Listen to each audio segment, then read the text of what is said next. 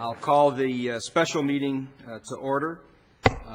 We will not at this time go through our normal process of an invocation and a pledge. We'll do that at the 7 o'clock portion of the meeting.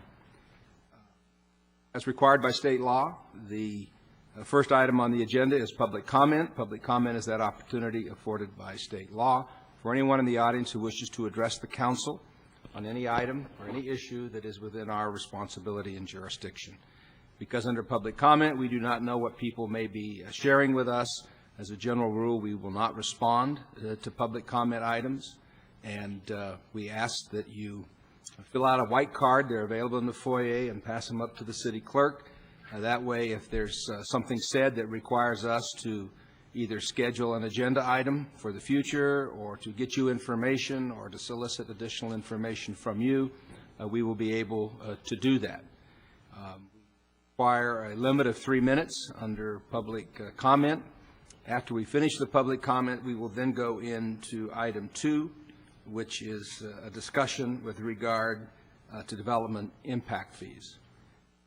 Had a request from the BIA to defer the discussion on development impact fees, at least to the extent that it affects directly the building industry, and the council is inclined to grant the request. The request was for a 45-day continuance, and when we actually get to item 2, although there may be some minor discussion with regard to the BIA portion, it's not anticipated that we'll have any lengthy discussion. We would reserve that until the date, roughly some 45 days from that. So with that as a backdrop, I'll ask if there's anyone in the audience who wishes to speak to the council under the public comment section, and if they can hand, well, she left, I guess, so.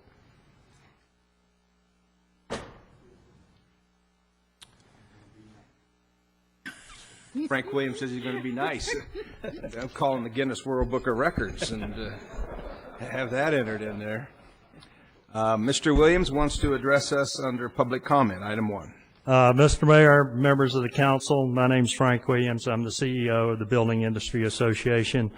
I'm here at the bequest of Mayor Kirk Hagman, the mayor of Chino Hills. I told him I was coming up to the council meeting tonight, and he wanted me to express to you his desire to invite you to a mayor's conference March 14th at Victoria Gardens. The mayor and city manager are the invited guests of Supervisor Gary Ovitt, Mayor Don Kurth, and Mayor Kirk Hagman. And he also requested that I pass out an article that appeared in the Press Enterprise that will give you a backdrop of what the mayor's conference will be about. Well, Mr. Williams, you are a good messenger. Tell him that the invitation, the formal invitation, preceded you in the mail, and I've put it on the calendar, and I'll make every effort to be there. You going to be there?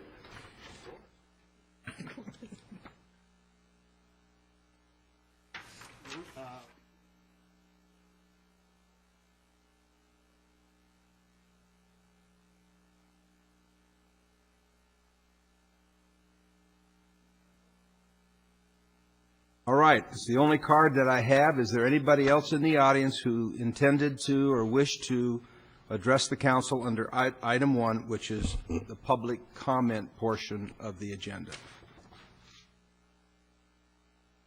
Hearing none, then we will go to item 2, which is a discussion concerning development impact fees.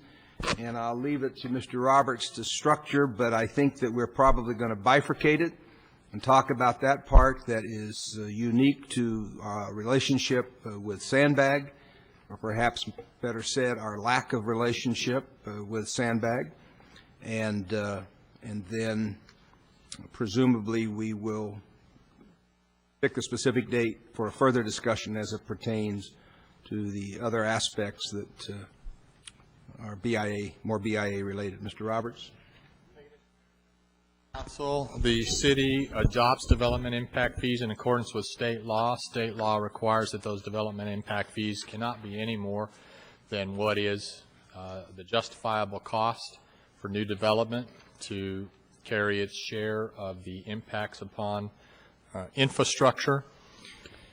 We have previously adopted development impact fees. It has been on somewhat of a schedule that really has been hit or miss. A lot of it has been dependent upon the state of the economy. There were many years, particularly during the 90s, when the economy was slow, that the city did not adopt development impact fee increases so as not to further negatively impact the development market. As a result of that, and also what had occurred early this millennium, I guess, rapid increases in construction prices primarily due to concrete and steel prices, and now certainly petroleum prices, the effect of deferring the adoption of development impact fee increases, one, results in loss of revenues that cannot be collected retroactively. Loss of those funds are permanent. And secondly, it imposes very large jumps in development impact fees. And so at the last adoption of a development fee impact, the City Council directed the staff to come back to the City Council on an annual basis with recommended development impact fee increases so as to smooth those jumps out. We are before you tonight with a brief presentation regarding our analysis of the current development impact fee and some changes in the projects. And then, as the mayor pointed out, there is a very important issue right now where we have been found in noncompliance by Sandbag with the congestion management program, and that in order to solve that noncompliance issue with state law, we must seriously consider certainly a portion of the development impact fee that pertains to transportation. I'll turn the presentation over to our city engineer, Sean McGlade. Thank you, Mr. Roberts. Mr. Mayor, members of the council. As Mr. Roberts mentioned, we were tasked with keeping the development impact fee refreshed every year as we see the escalation of construction costs. And what we have done is put together the revised fees, which were based upon an original study that was done by Dr. Agajanian in 2006. In October 31st, 2006 is when the item was last before City Council. At that meeting, the fees were adopted for the development impacts that we are currently collecting. In November of 2007, we prepared the cost escalation analysis and prepared an item to go before City Council in their December meeting. We did get extension of time requests from BIA on 3 occasions, which brings us up to the present time. But we've had the analysis done since November. The Agajanian study recommended fees as depicted, 10,947, and I'll just focus on the single family. It just seems to be the easiest one to do for comparison purposes.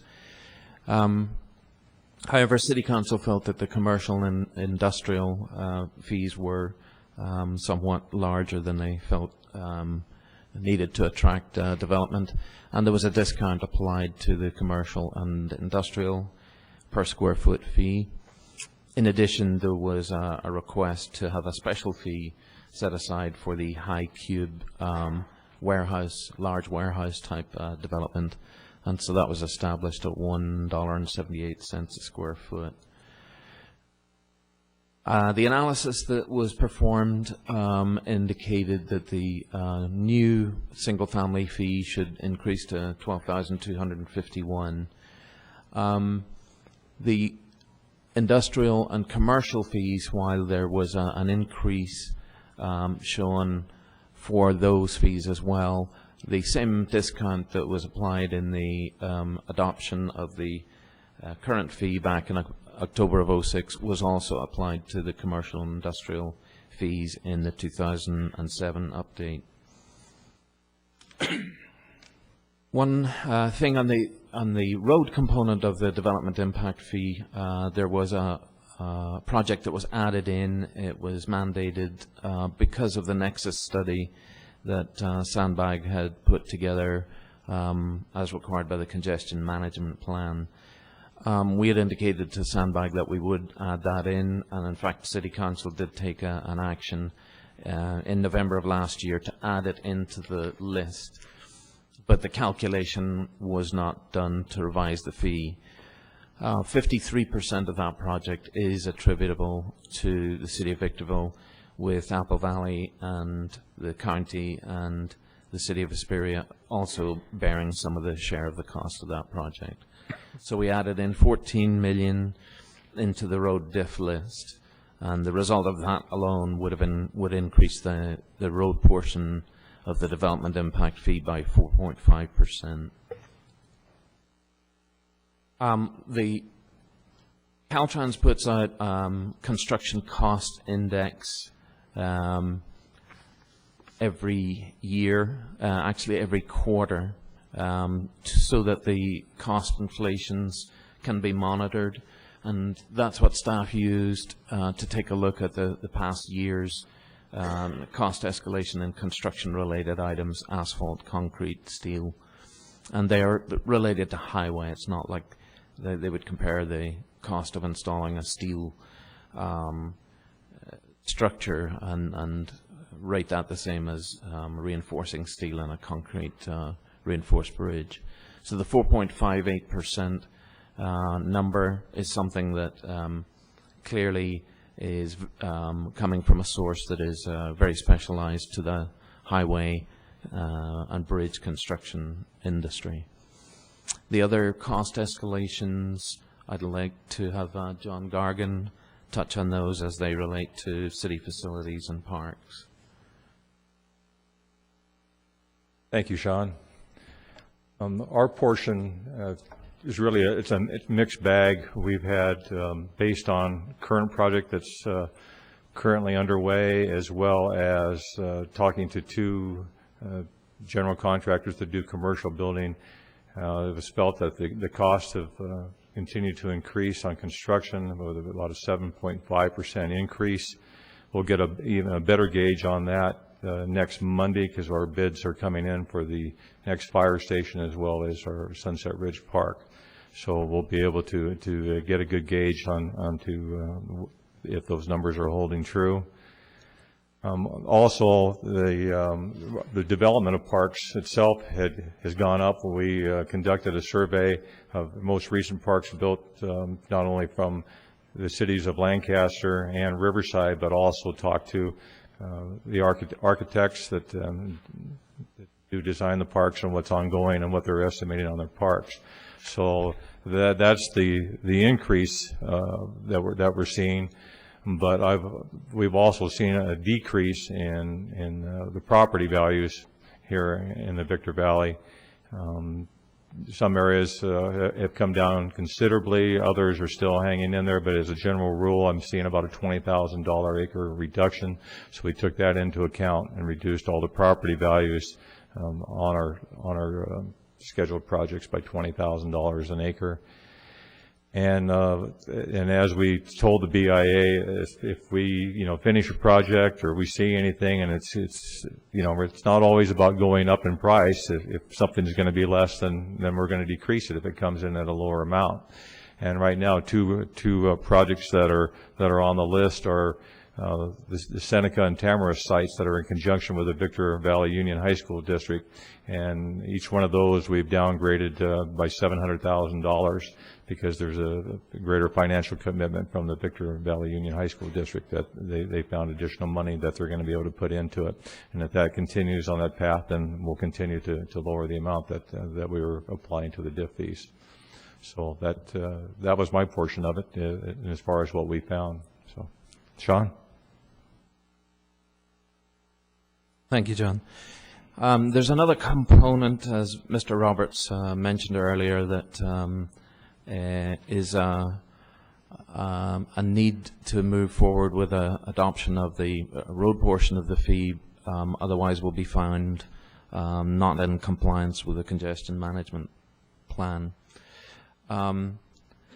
The Nexus study was prepared by Sandbag as a means of ensuring that each local jurisdiction was collecting sufficient development impact fees for transportation. And part of the requirement was to take a look annually at the fee and make sure that it keeps pace with inflation. Maintenance of the fee is what they refer to it. At this point in time, we are probably being deemed by Sandbag as not in compliance. The due date to have a fee adopted was December 31st of last year, and that was our target, was to have that fee adopted back in December. There is a provision for a 90-day cure period, so at this point in time we have the ability to adopt a fee. The problem is that there is a 60-day period where the fee may not be collected until it's not effective until 60 days after adoption. The escalation factor that we used is acceptable to Sandbag for the road portion in the 4.58%. And that came from the construction cost index. We added in the Bear Valley interchange, so that leaves us in compliance. And it is to be noted that both Apple Valley and the City of Hesperia both have increased their fees to keep pace with the increasing costs, and they are also in compliance with the mitigation program. We're unfortunately facing tomorrow at the Sandbag meeting an item that would find Victorville not in compliance with the congestion management plan if the road fee isn't adopted. As I said, there is a 90-day cure period, so we can rectify it before we get into some serious penalties. The serious penalty is that the controller can withhold gas tax funds when directed by Sandbag, and so we want to be sure that Council realizes that there is a potential of a big hammer being held over us if we don't move forward with the road fee. Just as a comparison of the road portion of the fee, remembering that DIF has various categories all blended together, but the road portion, again, the simplest thing maybe just look at the single family fee. The current fee is $4,090, with Apple Valley's and Hesperia's both much larger. And we're proposing the fee to be increased to accommodate the Bear Valley Bridge, which we're mandated to include, and also an escalation factor, again, which would be required to be in compliance with the congestion management plan. So that new single-family fee would be $4,470, representing an increase of, excuse me, 9.3%. That is basically the presentation. We're available for any. I have a series of questions, but they can probably be lumped together in terms of the answer. And it's pretty obvious questions. You know, how did we get to this point? Who made the finding of noncompliance? What is the basis for the finding of non-compliance?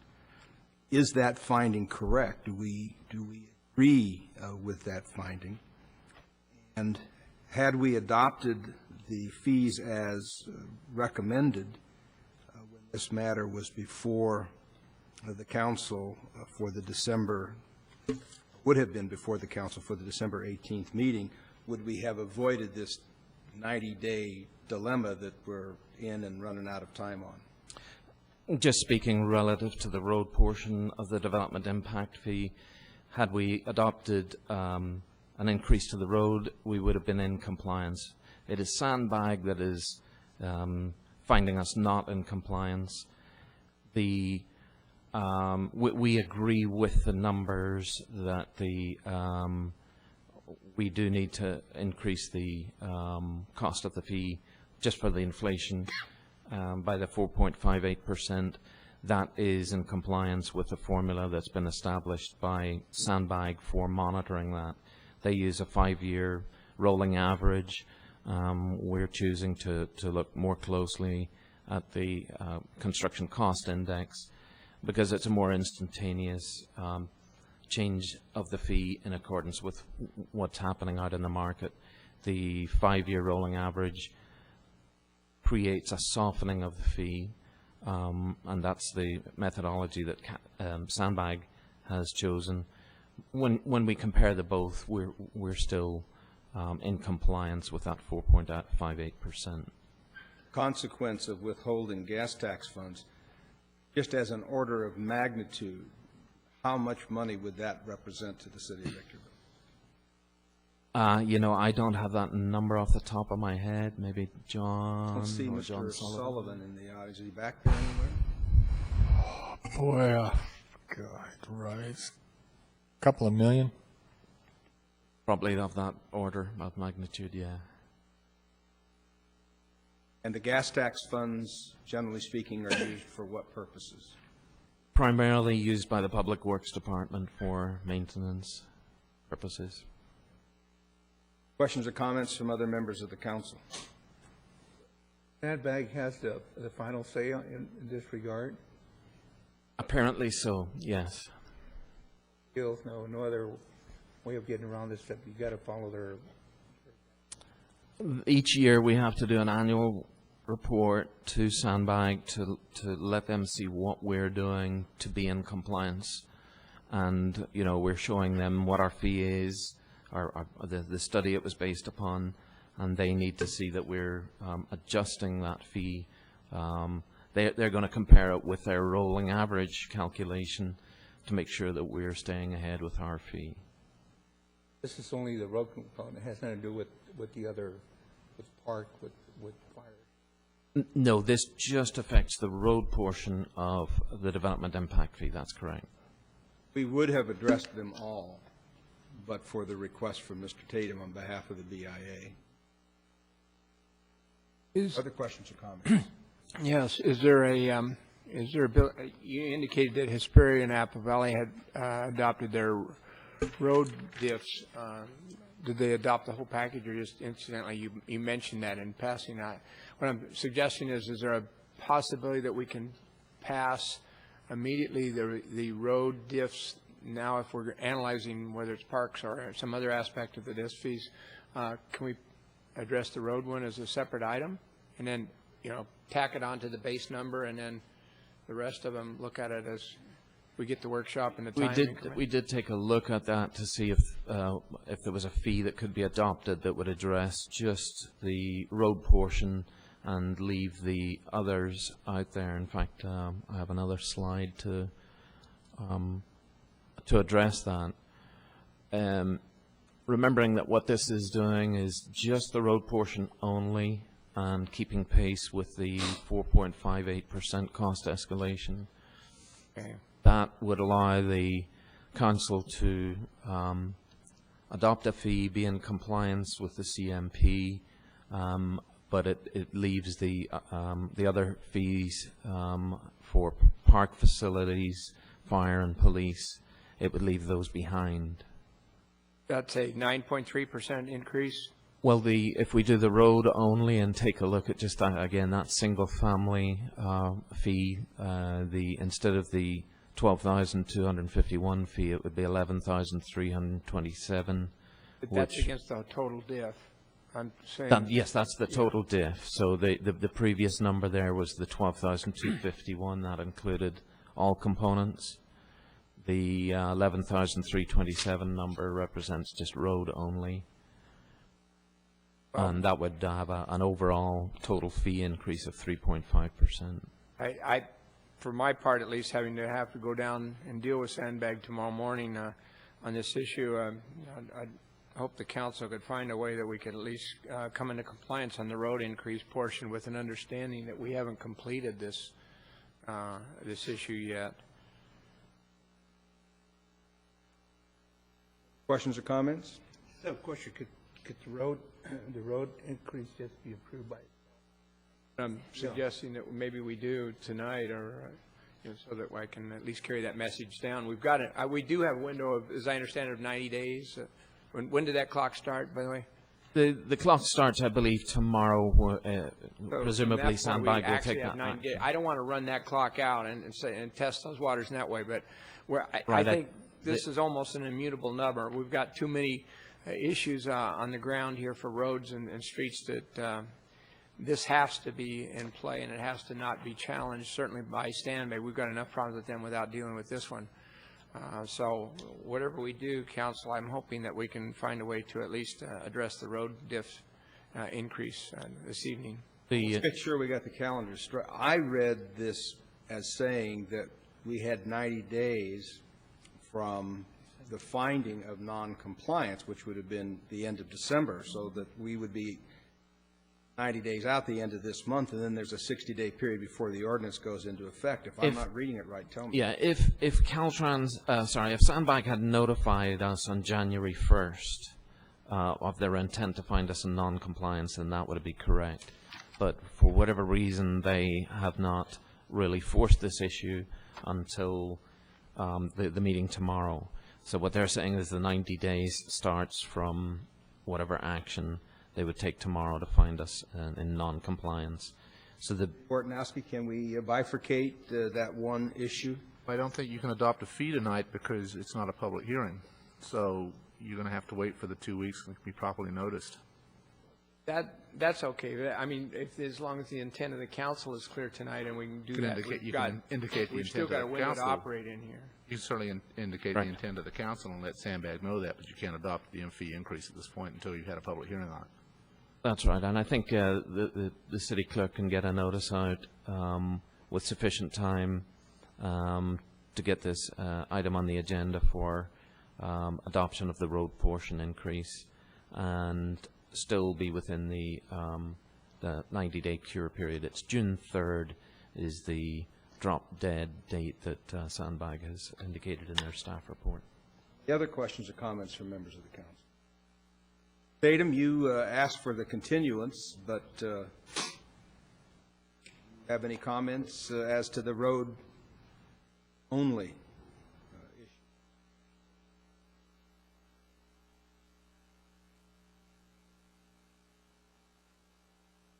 Not that we support any fees, but we think you should go ahead and adopt this transportation fee. I can tell you that we're working with Sandbag to try to get them to do something in this down market to help stimulate the housing industry. And I asked Ty Schuling the same questions that you asked the city engineer,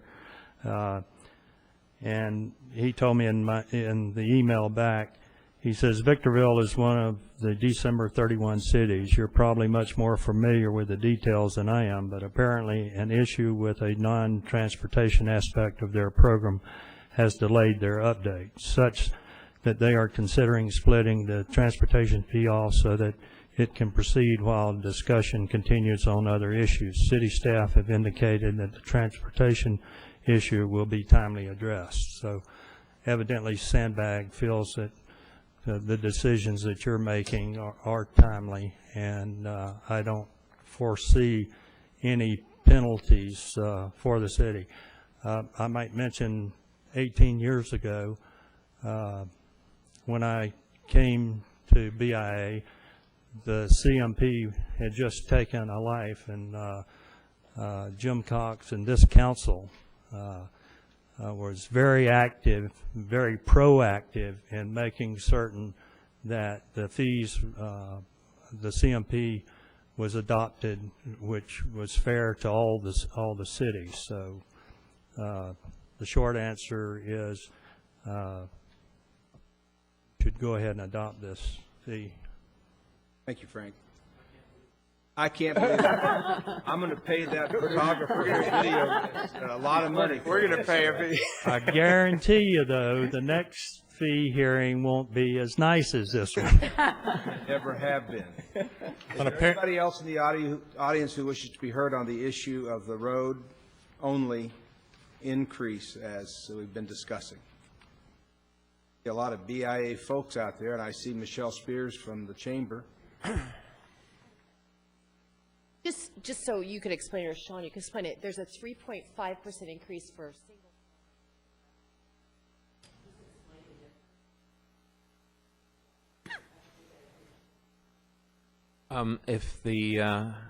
If you remember, the commercial and industrial fees were both discounted at the last adoption, but the percentage increase is going to be based upon that smaller number that was adopted. If we were to compare it with the recommended number, the 1231 at the top, it would come in line with the other roughly 3%.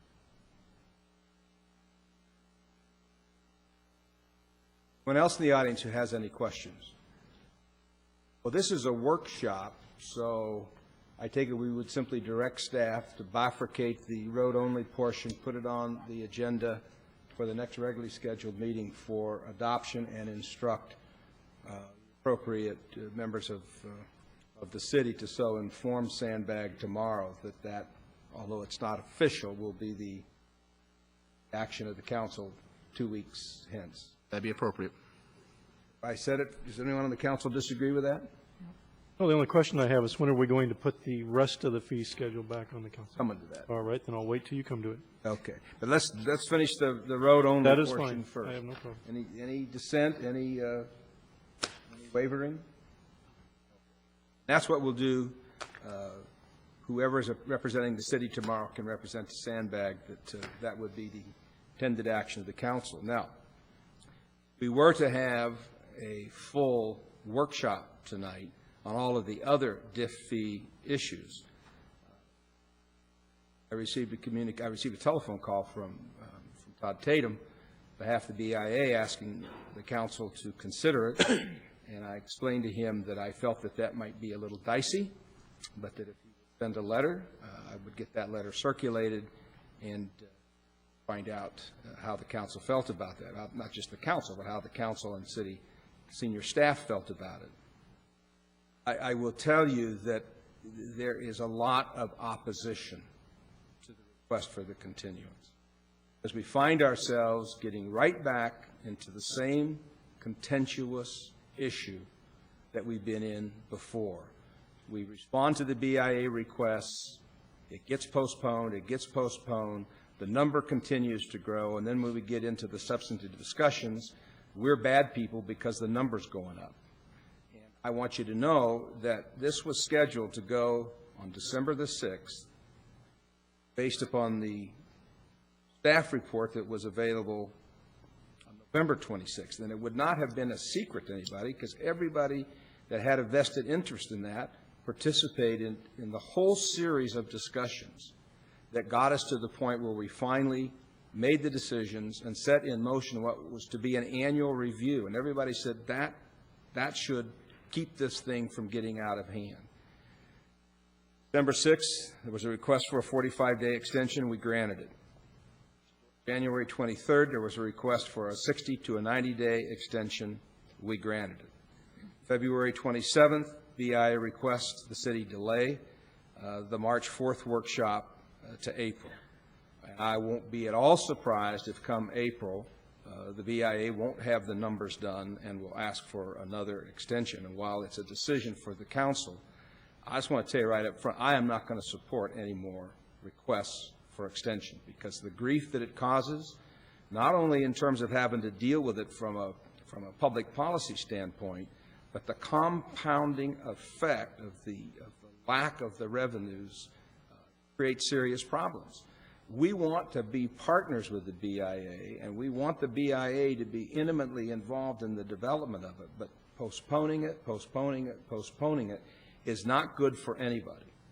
And And the department heads who are trying to balance budgets, who are trying to make hard decisions for the 12 months go forward, are handicapped.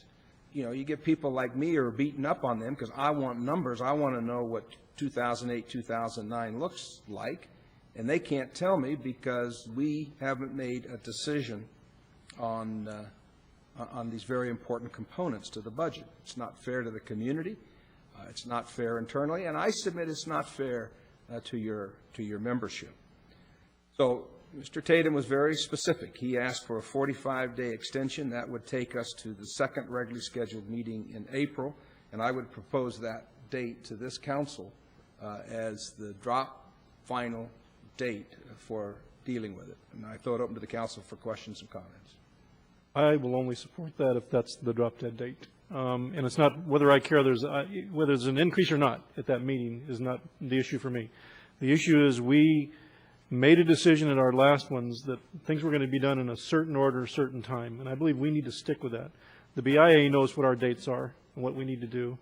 I'm interested in seeing the report that's coming from BIA. I really am. I want to see what it has to say, but we all know the dates. Let's keep on track with those dates, and if we have a date to abide by, let's stick with it. I'm getting a little tired of the continuings, as the mayor has mentioned, so I won't support anything unless we have that meeting on the 15th, and that is the meeting that day. Other questions or comments? That will be April. Second meeting in April. I don't know what that date is. April 15th. April. What a wonderful day to talk about tax and fee increases. Frank? Great. Glad to hear it.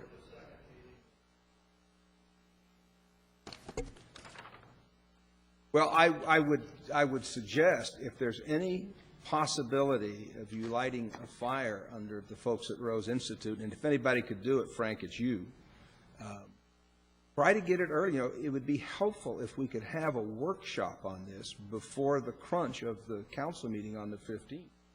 So I don't know whether that's doable or not, but I certainly would encourage that we have an opportunity to sit down informally in the workshop environment before the 15th.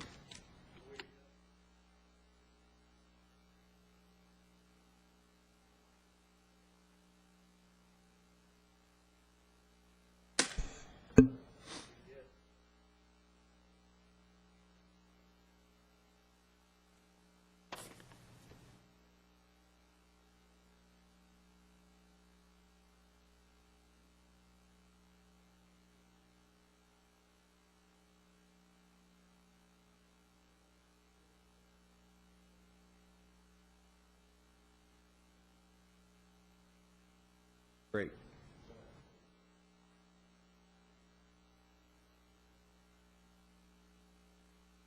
Good. Anything else? Any other questions or comments? Please come up and identify yourself for the record, please.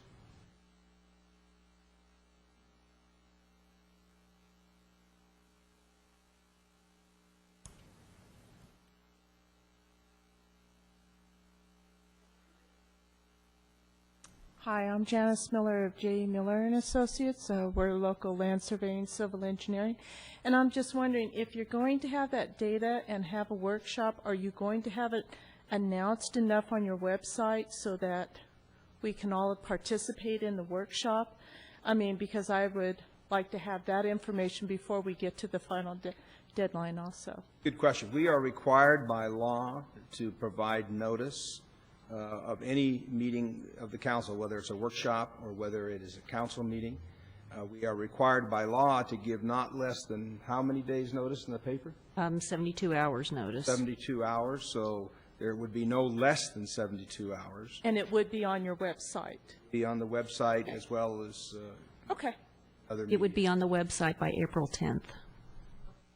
But if we're going to have a workship prior to that day is what I was, And in I'm res- hoping we get at least a couple of weeks, to talk. And in response to the other part of your question, any documents that are submitted are public record, and anyone who has an interest is entitled to copies of any documents Okay. that are submitted. Okay, thank you. Anybody else? That's all we have on the agenda for the workshop. Thank you for coming, and if we don't see you before April 15th, enjoy April 15th. Tax day.